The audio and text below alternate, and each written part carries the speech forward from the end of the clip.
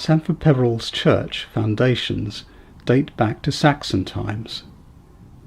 The present church was constructed in the mid-1200s with additions in the 1500s, funded by the community's most famous resident, Margaret Beaufort, Countess of Richmond and mother of King Henry VII. 200 years ago, the tower and its wooden spire were replaced by the current crenellated stone tower. At some point the records refer to an early clock having been there. From 1863 the then rector, G.W.R. Ireland, funded huge restoration work in the church. The final addition in 1870 was its lean-to vestry and replacement clock.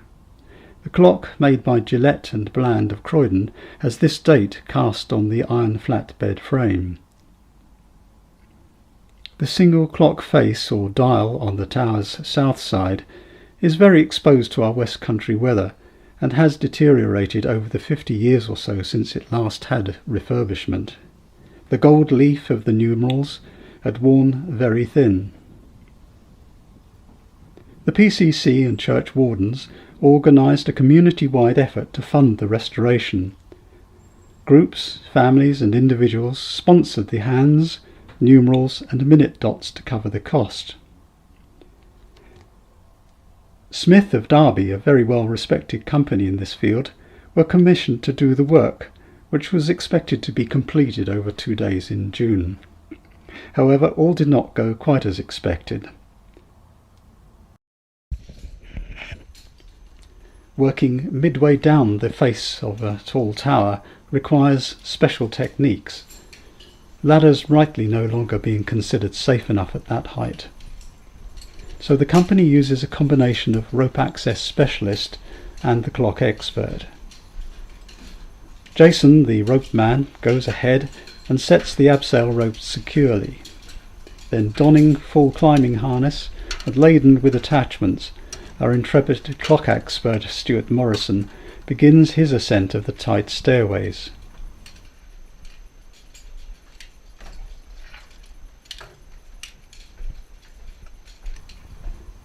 He passes the clock as he goes in its wooden case.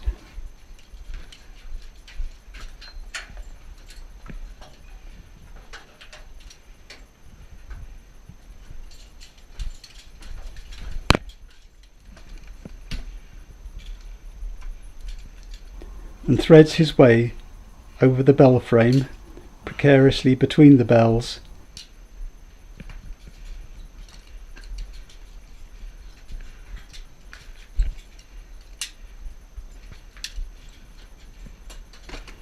and finally up the stairway to the roof parapet, where Jason awaits him. Stuart is very experienced in rope techniques in his own right, but is always accompanied by a rope specialist when working at that height.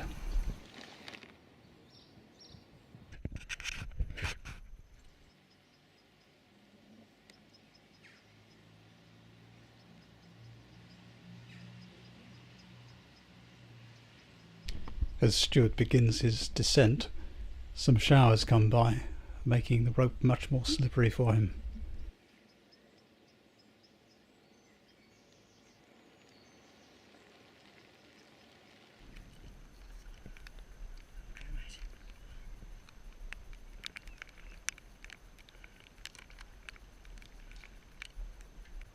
Do you want me to take the tools down with me, Jace?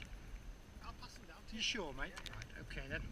I'll go down and suss the job out anyway. Yeah. Let's let you know what we need.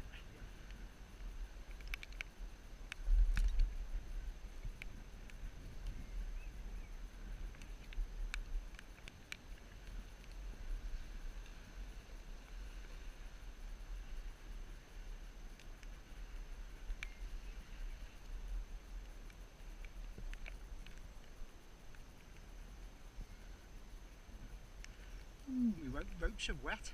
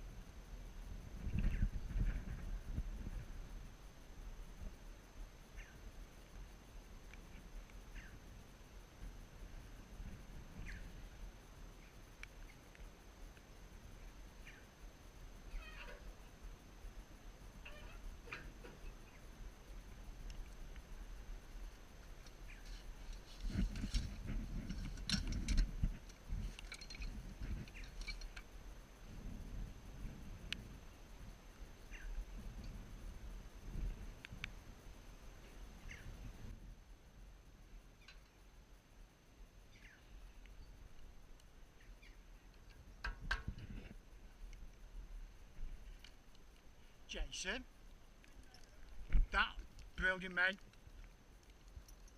I thought that was a drill coming down then. Tidy. See, you're there, mate. Having detached the hands from the dial, which are bagged and lifted away by Jason, Stuart can now concentrate on the dial itself. First, he drills a series of new holes through the rim and into the stone. These will be plugged and used to rehang the dial after refurbishment.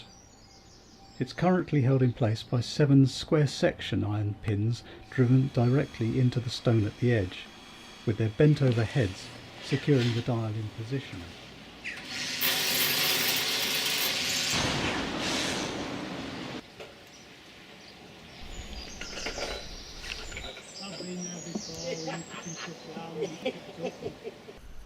I've had to go a bit further than what I want because the stone's not great. I'll put the clips in and then you'll get the tension. What I might try and do is manipulate these fixings a little bit, see if they come undone, and we might be able to do it in one hit.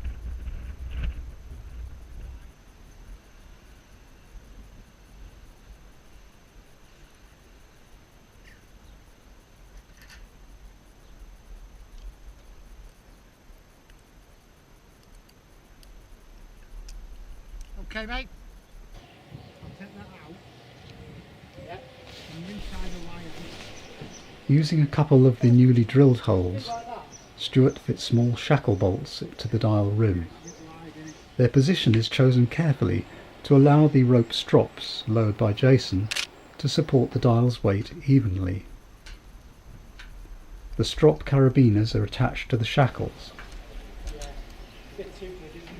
and Jason tensions the rope slightly.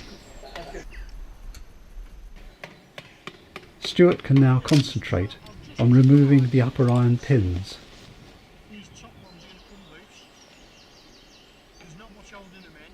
Some are fairly loose, others very tricky to prise There's out. a piece of wood inside should stop the dial works falling down.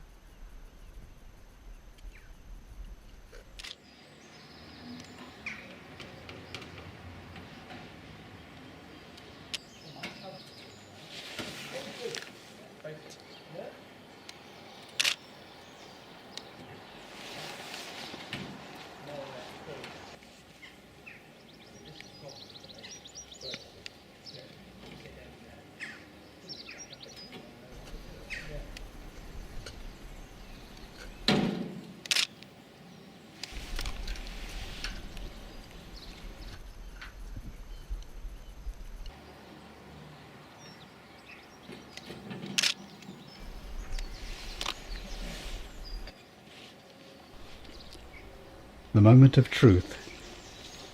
The upper pins are gone, and the dial is just resting on the lowest ones. It should release. With the slight tension from the strop, a bit of levering, and the dial swings free, releasing decades of brick dust trapped beneath. Okay, Jay.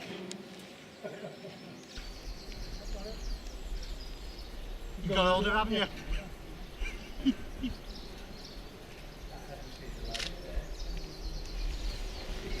Right. Coming down with it now, mate. Hang on, just right off that triangle on that stone, mate. Okay, mate. Okay. Coordinating their movements carefully, Stuart abseils down on his ropes while guiding the dial, which Jason gently lowers. Okay, Jay? Okay, roger that.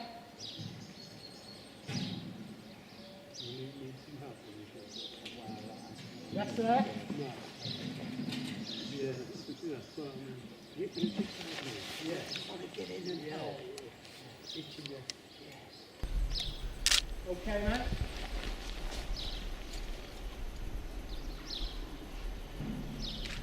Got all the action, guys. Okay.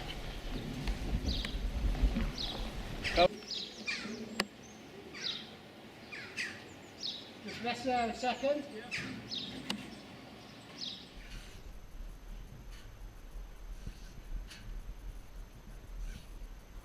negotiating the vestry roof. Okay, Jace, you're down at that, mate.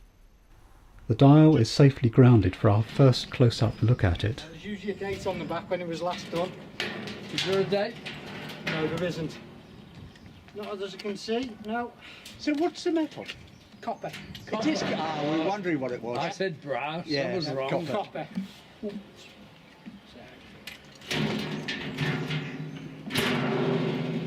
Yeah, most of the fixings are just pulled out, so it needed refixing. Don't anyway. tell us that. It could have fallen down any time. It wouldn't have done because the dial works would have held Oh, it down. Yeah, Yeah. of course they would. But I mean, they usually just drop a bit, but that's about it. Yeah. No, that's fine. Thursday. Yeah, it'd be painted today, painted and up to finish today with the paint that I've got, and then remark it and gild it tomorrow, put it back up Thursday, hopefully. During the afternoon and evening, Stuart continued the refurbishment work on site, stripping back the old paint, resurfacing, priming and applying a new gloss black finish. But overnight, however, some residue of ancient paint had reacted badly with the modern materials and the finish couldn't be used. Stuart decided to return the dial to Smith & Darby's premises, where the original copper surface could be revealed and the restoration completed in ideal conditions.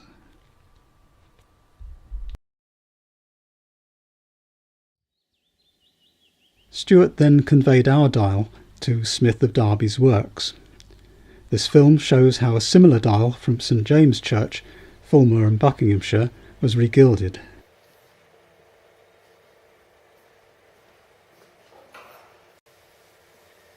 Before stripping and cleaning the old paint and gold off the copper convex dial, measurements and photographs are taken. These are used to recreate the dial design as a computer file. Clock dials were all originally hand-drawn, so every one is unique in some way or other. Maybe in the width of the thick and thin strokes, or in the shape of the minute marks. Sometimes the numerals have serifs, the bars that cap the end of the upright strokes, but others do not. Serifs themselves can vary in style. The aim is always to replicate the original design as closely as possible.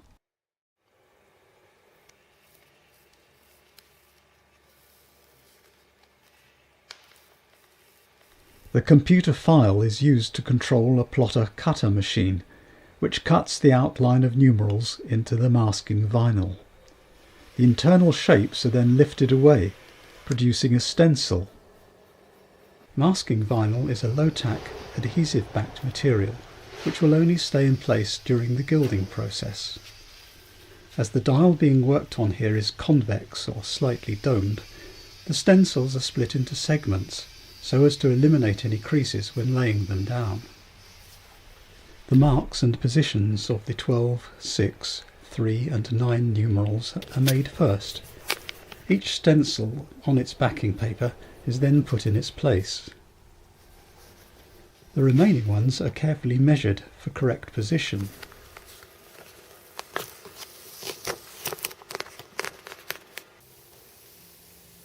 The backing paper is eased out from under the masking vinyl.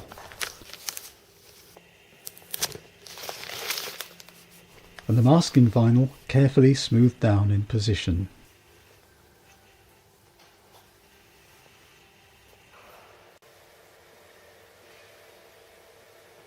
When the mask is complete, all is ready to begin the gilding process.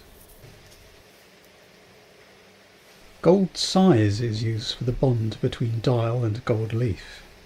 It's a traditional linseed oil based preparation, and once applied is left, usually overnight, to cure, so that it has just the right degree of tackiness to accept the gold.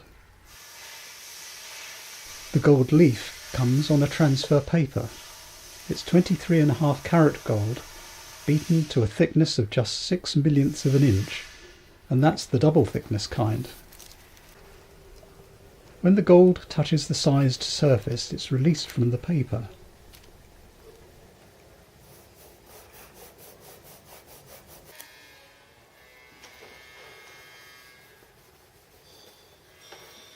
More leaf can be reapplied where needed to make sure that the entire numeral is covered.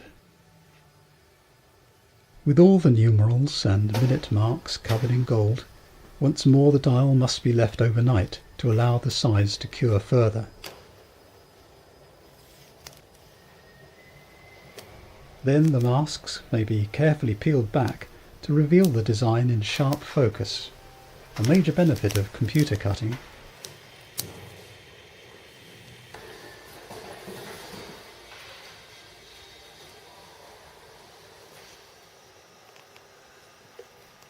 Meanwhile, the hands have also been sized and gilded.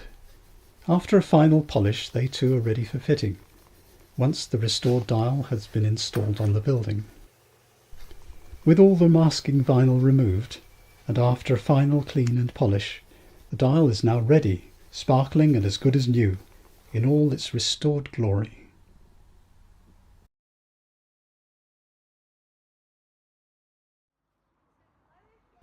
"5 weeks have now passed since Stuart and Jason lowered the dial for restoration, and now Stuart has returned to complete the job of reinstallation.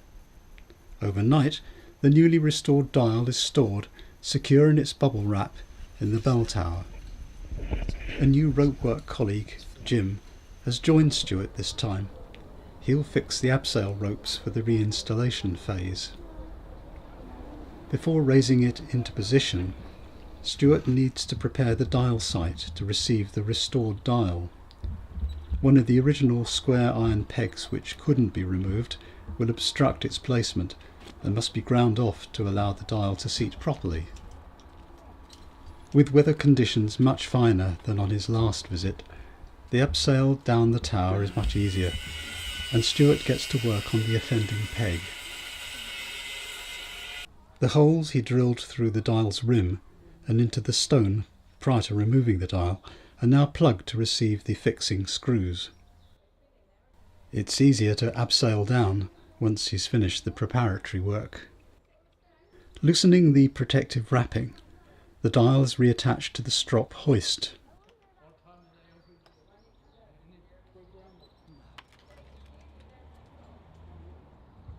Working together, with Jim taking the weight via a pulley from above, Stuart positions the dial ready for the hoist.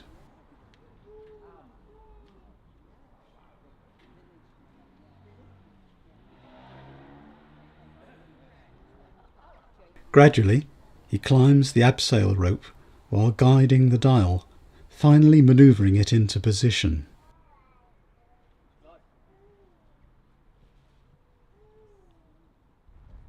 He guides it gently onto the lower iron pegs, which were left for this purpose.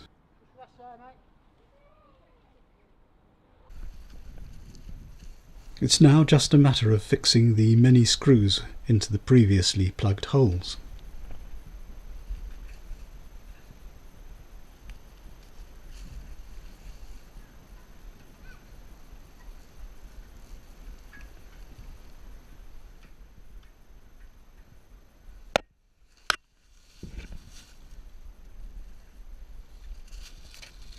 Eventually, the dial is secured in place.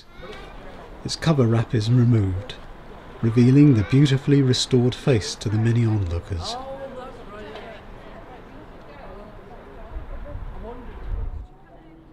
Time for a break from the arduous working position and to admire the work so far.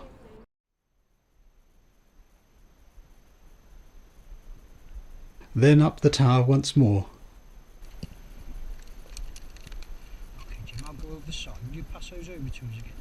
To fit the hands, which are now resplendent in their covering of fresh gold leaf.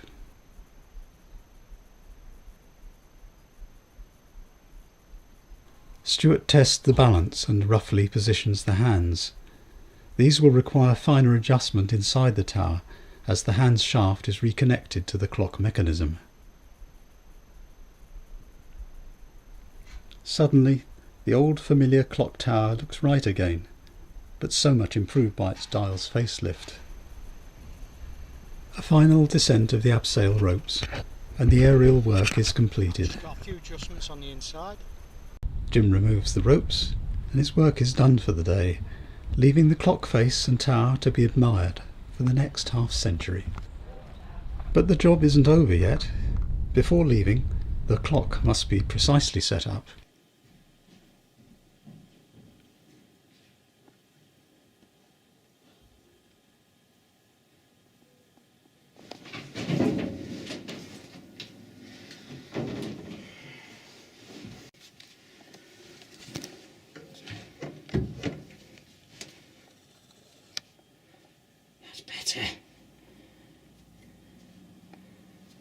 That's better. Stuart is a craftsman with many years of experience in clock maintenance, and with a huge enthusiasm for his work and a respect for the engineering of the past, and he will go that extra mile before leaving. Using his expertise, he fine-tunes the parts to keep better timekeeping in the future. Each little adjustment requires an exhausting trip back down the ladders to view the result. We've got here now is what we call the con rod, and this connects the clock mechanism to the dial, which I thought was going to be too long then. The shaft connecting the hands to the clock is reconnected and the hands positioned.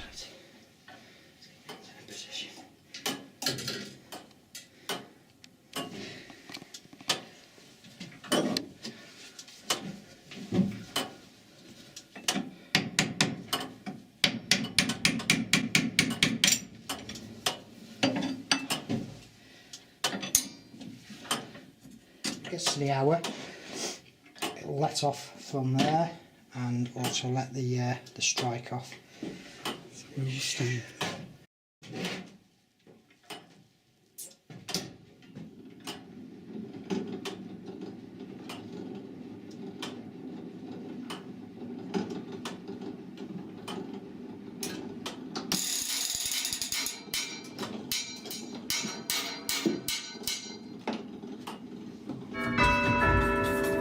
Finally, Stuart is satisfied and prepares for the long journey back to Derbyshire.